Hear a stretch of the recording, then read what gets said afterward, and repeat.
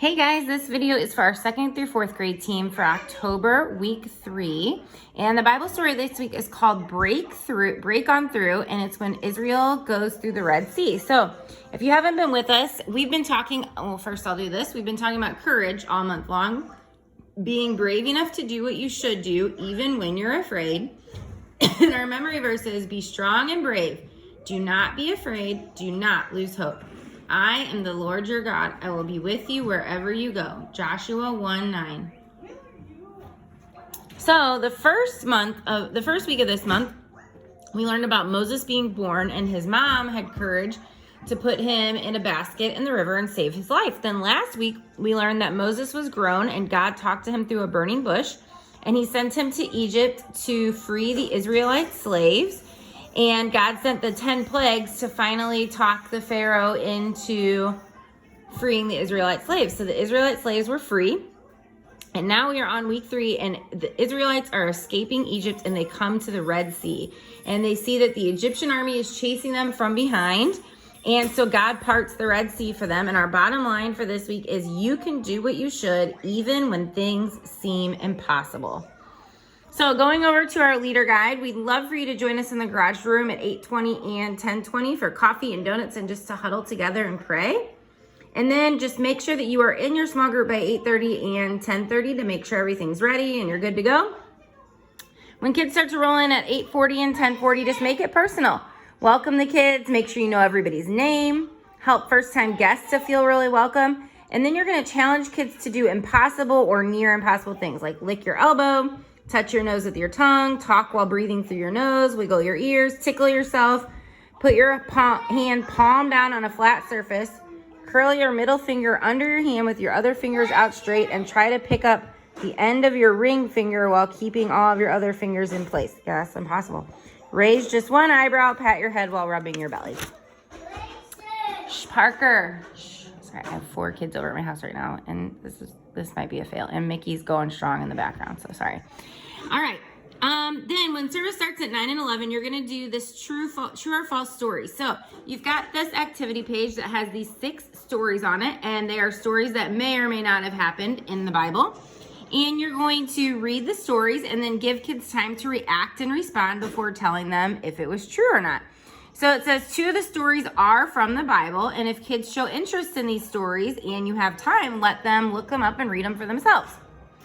So then to close it down, you're just going to say, those were some crazy stories that seemed impossible, but they were all true. Well, all but the one that was almost true. I kind of tricked you on that one. So let's go to large group where we're going to hear about another story that will seem impossible. So you're going to head down to large group. This week we have a live host, and we'll be watching the video for our story.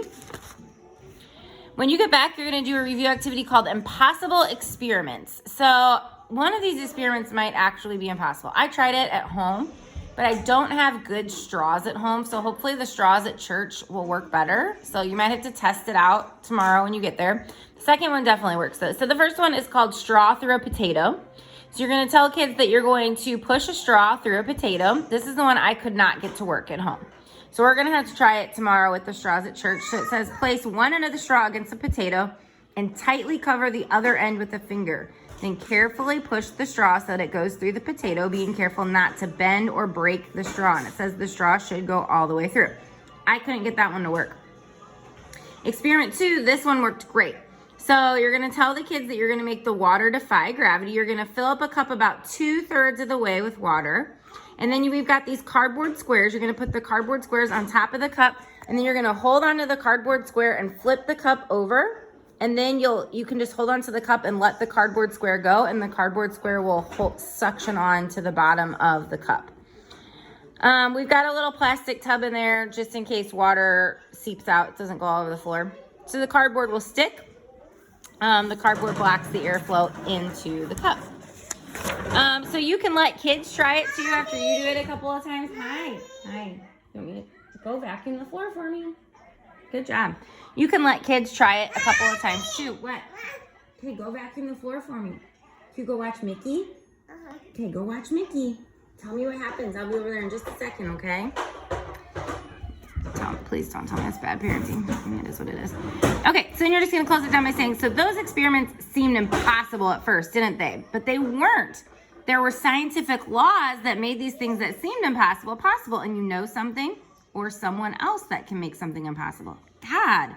Yes, God is all powerful and he can make anything happen that he wants to happen. So even if that thing seems absolutely impossible to us, you can do what you should. What? Oh my goodness. Even when things seem impossible, because God gives you strength, the strength and the courage that you need. Here, you play with that. And even if that thing truly is impossible, God can make the impossible possible. Oh my. Okay, come here. Come sit on my lap. Okay, hold on 1 second. I gotta put you guys down so I can talk to her. Okay, so we're gonna zoom through this because she's not letting me do this.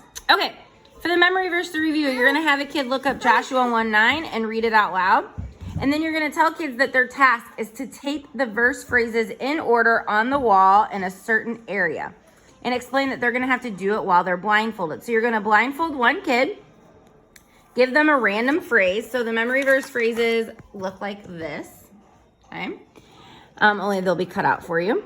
You're going to give them one phrase, not the first one. You're going to put a loop of tape on the back of the phrase, and then you're going to spin him around so that he faces away from the wall, and you're going to tell the other kids to direct him toward the wall only by giving him audio cues. Then you're going to blindfold another kid and give him a phrase, spin him around, tell the other kids to direct him so that he puts his phrase up, but they want to try to put the phrases in order. So the kids are going to need to tell him to go like higher or lower than the first phrase, depending on what order it needs to go in. And they need to space it out so that the other phrases can fit in between. I hope that makes sense. So if the first kid gets, do not be afraid, and the second kid gets, be strong, you're going to say, okay, you need to go up, up, up, and they need to leave enough room for and brave in between. All right? It's going to be tricky. Seems impossible. So then just keep repeating until you got the verse in order. If they get stumped, give them 20 seconds to look up the verse and try it again. So you're just going to say, there were times during that activity when you probably thought it was almost going to be impossible to get the entire verse on the wall in the right order, but you guys did it. And there's going to be times in life that things will seem much more impossible than this activity. So hard, impossible seeming things happen all the time, and it often doesn't look like there's a way to deal with it. But God always has a plan to either get us past the hard times or help us deal with situations that just won't go away. So remember, you can do what you should, even when things seem impossible, because God is always with you and he is the God of the impossible. So then you've got some optional small group discussion questions. What's your first reaction or response when you're faced with something that seems impossible? The Israelites witnessed some really amazing things, so it should have been easy for them to have courage and trust God. But sometimes people seem to demand a miracle before they trust him. Do you think God needs to do something cool for us to trust him? And then crossing the Red Sea on dry ground would be a memory you'd never forget. What is one of the first memories you have of someone being courageous? And then tell about a time in your life when something seemed impossible at first or on the first day, but after you were brave and you found out you got stronger or it got better. How did that help you? So then to close it down in prayer, give each kid a piece of paper and a pencil and encourage kids to write a prayer by asking God to help give them courage even when things seem impossible. This can be a general prayer or they can have something specific, and then just close down with the prayer below. So that's it for this week, guys. Thank you so much for leading and serving. Really, it's just amazing. We had a story a couple weeks ago. We had a kiddo in kindergarten that was just saying some things that were not good, just that he wanted to hurt himself. And so his small group leader let us know about it. And, we called Grandma, and Grandma is just so thankful for church and so thankful for small group leaders who notice these things and just pour into him and love on him. And guys, I know there's kids that are in so very similar situations to that in our 2nd through 4th grade teams. So just thank you guys for just being there and being for them, telling them how much God loves them, reminding them that they're made in God's image and that they are perfect. And I just thank you guys for just being amazing leaders. What you do every single week matters. And I just want to thank you guys for serving, and we'll see you tomorrow. Thanks.